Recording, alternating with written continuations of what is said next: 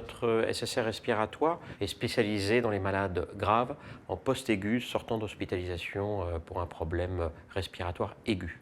Le télé-SSR, ou la téléréhabilitation plutôt, c'est vraiment faire ce qu'on fait au sein d'un stage de téléréhabilitation au domicile, supervisé par les mêmes intervenants que vous pouvez les avoir en hospitalisation. Une séance de télé-SSR, c'est une séance d'1 heure pendant laquelle les patients vont se connecter à un système Zoom et venir faire de la gymnastique avec le kiné. C'est du renforcement musculaire principalement, des exercices d'équilibre et des exercices de respiration. La typologie de patients qui est concernée est avant tout les patients atteints de BPCO, qui sont ceux que nous avons en hospitalisation et pour lesquels on a très peu de place en SSR respiratoire habituellement. On a adressé aussi le télé-SSR aux patients post-Covid. Ce sont des patients qui peuvent avoir autour de 40-60 ans concernant les patients atteints de la Covid. Pour les BPCO, on sera plutôt autour de 60-70 ans.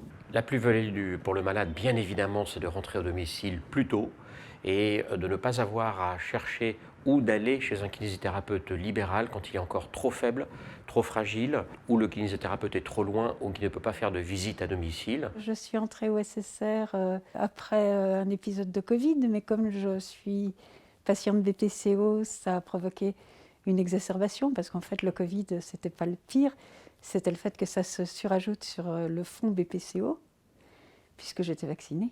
La plus-value de faire partie de ce programme-là, c'est d'une part de pouvoir se réentraîner, de ne pas perdre les acquis du SSR. Et la deuxième chose, c'est de pouvoir le faire chez soi.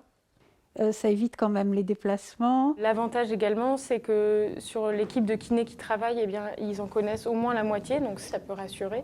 Et ça permet de maintenir la motivation. La téléréhabilitation ne demande pas que des moyens vidéo, ça demande aussi des moyens de surveillance respiratoire. Donc c'était très important que le thérapeute qui est en face ait une très bonne image du malade, des moyens matériels qu'on emmène au domicile du patient avec des moyens matériels de rééducation qui appartiennent à l'hôpital sur lesquels nous avons investi, qu'on emmène chez le malade, et du matériel de surveillance respiratoire aussi. Les avantages organisationnels, ils ont été vraiment très importants et c'est sur ça qu'on a misé le projet, c'est réduire la durée d'hospitalisation de nos malades et donc artificiellement augmenter finalement le nombre de lits disponibles pour les autres malades.